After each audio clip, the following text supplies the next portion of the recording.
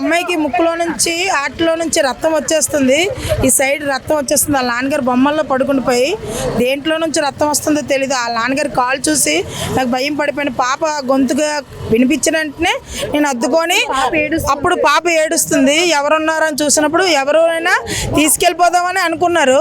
కానీ నేను చూస్తే పోలీసులకి అంతా నేను తెలుసు కాబట్టి, సార్ నా దగ్గర ఉంది పాప, వాళ్ళ అమ్మగారు వాళ్ళ నాన్నగారు ఎలాగుంటారో చూడండి, అప్పుడు నా దగ్గర రండి సార్ అని ఆ పాపకి తీసుకొచ్చి ఆ పాప ఒంటి మీద బట్టలు తీసి స్నానం చేయించి బట్టలు వేసానమ్మా. కొత్త బట్టలు తీసి వేసాను.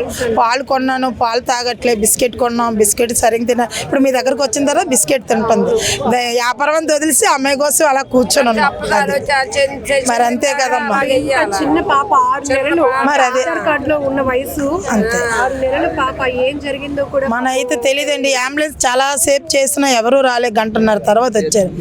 అది వచ్చిన తర్వాత మరి వాళ్ళు అప్పటికి బీడింగ్, అబ్బాయికి ఎక్కువ బీడింగ్ వచ్చేస్తుంది. ఆవిడకైతే ఇక్కడ కన్నం అయిపోయి మనిషి ఇదవ్వలేదు.